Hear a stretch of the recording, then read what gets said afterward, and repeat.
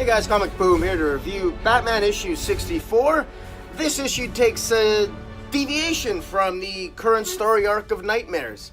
For the last, since issues 61 through 63, we've had the Nightmares arc, where Batman is basically hallucinating, and we don't know what the hell's going on, but he's hallucinating different things. And while he's busy hallucinating, Tom King wants to take a break, and Joshua Williamson is writing a crossover story with The Flash called The Price. And it's basically the price of justice. And basically this issue takes place before Batman begins having his nightmares, and it harkens back to just after the events that occurred in Heroes in Crisis, where Wally West and all those other heroes were killed at the Sanctuary. This starts off right away. We start the ball rolling here with the Justice League being totally exhausted, Batman totally exhausted, fighting Amazon robots. They're exhausted and they manage to defeat them. Batman has to take off because there's an attack at the Flash Museum, and of course Barry Allen ends up following him, asking him what's going on, and Batman essentially reveals to him that Gotham Girl has been making random attacks, or at least he thought Gotham Girl was making attacks that seemed to be random on the surface, but Batman, being Batman, despite his fatigue, was able to figure out that there's probably some sort of pattern to it. And Gotham Girl, he's not really sure what her motive might be, but she's attacking different places, and she attacks the Flash Museum, and it's revealed at the end that ultimately she wants to try to resurrect her dead brother, Gotham. Now, just to remind those who don't know, the characters of Gotham and Gotham Girl appeared in the first story arc of Tom King's Batman run. They started off Tom King's whole adventures here of leading toward a happy and unhappy Batman. And Gotham Girl basically has powers, superpowers, and the more she uses the superpowers, the closer she comes to death. So eventually she'll use them up, she'll burn up, and she'll die. That's what happened to her brother, Gotham. He used up his superpowers too quickly, and he basically burned out and he died. And Gotham Girl, in her sort of fragile state of mind, basically appears to want to try to resurrect her brother Gotham. Now, we knew that Gotham Girl had a fragile state of mind because Batman, in the I Am Bane arc, Batman traveled to basically Bane's part of the world because Bane had Psycho Pirate, and he basically kidnapped Psycho Pirate from Bane's possession, so to speak, and brought Psycho Pirate back to heal the mind of Gotham Girl. Now, we thought it was getting healed, but then in issue 50, at the end of the wedding issue, it was revealed that Bane has control of Arkham Asylum, and he seems to have control over a large number of the villains of Arkham Asylum, including Gotham Girl. Now, that would suggest that maybe Psycho Pirate is in fact still working for Bane and is still, for whatever reason, using his mind-altering powers to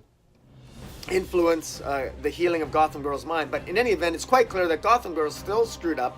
She causes a lot of chaos here in the Flash Museum.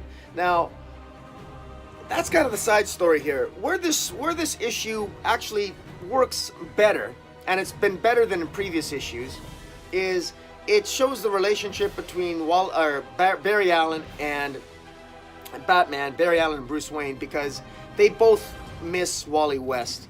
The failure, both of them have been working hard trying to solve the murders of what occurred at Sanctuary. They both failed. They've been working hard on it. Wonder Woman mentions that to the other members of the Justice League. Batman's fatigued. He hasn't slept for days, at least according to Alfred. And things are not going well, and they miss it. And the scenes in this comic book contain images of Batman and the Flash, Barry Allen, sort of being reminded of Wally West and being reminded of Nightwing, or when he was younger, when he was Robin, because they're remembering of the importance of legacy and the people of the people that they love in their lives, that the younger heroes that they raise and that they care for, and when they get hurt, it has an impact on them. We know that Nightwing was shot in the head, and now he's Rick Grayson, so Batman almost lost his son, Dick Grayson. Barry Allen, of course, has now lost Wally West. Barry Allen has lost Wally West, who we believe to be dead. And so it's good there. It's quite clear that that they have some resentments toward each other a little bit. They're a little on edge. Both the Flash and Batman here are on edge. and they're tired, they're fatigued, and they're trying to solve the riddle of what's going on. All this sort of convalesces into a nice little story here. For an opening issue, this is pretty good. And I say that with some bit of surprise, because I've been kind of hard on Joshua Williamson. I don't review The Flash. I read The Flash all the time, but I'm not a big fan of The Flash. I don't really like the direction that Joshua Williamson's taken Flash. I don't think that he's done a great job of writing Barry Allen. I find that Barry Allen is he's written kind of like an idiot in the pages of The Flash. He's not written well, I don't find. He's not written very intelligently. He seems to be all over the place. They're dealing with different forces of the Strength Force, Sage Force, Forever Force now. It's a really convoluted mess over in The Flash.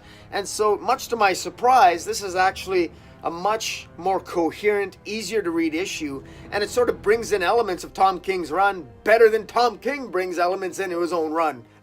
So I got to give kudos to Joshua Williamson here. I think he did a reasonably good job here. It's not confusing.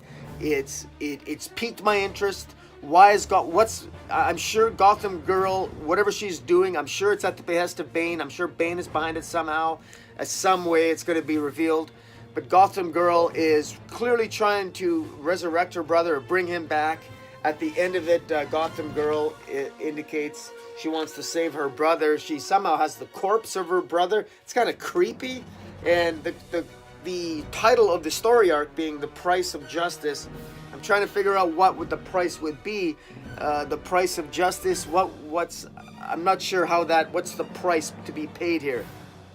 I don't know. What is the price? We're going to have to wait to find out. Opening arc, it's not bad. Guys, it's kind of nice to get a break from Tom King's writing. I actually didn't mind this here. I thought this was a nice read. Great art. I want to give a shout out to the artist. Gilliam March is the artist. Does a really good job here. Did I say that right? Yeah, Gilliam March is the artist. Joshua Williamson, the writer. And Tomio Mori as the colorist, and Steve Wands is the letterer. Pretty good job on this. The art's fantastic. It's well worth the read. It's a nice break from Tom King's Batman, even though we're going to be heading back to the Nightmare arc in issue 66. But I would pick up The Price Batman issue 64 because it's even related to the Tom King arc. So you're probably going to get a little bit of both worlds. Whether it's the best of both worlds, the jury is still out. Guys, check it out. Tell me what you think in the comments below. Hit the subscribe button. Follow me on Twitter at Metropolis40. Until next time, Comic Boom out.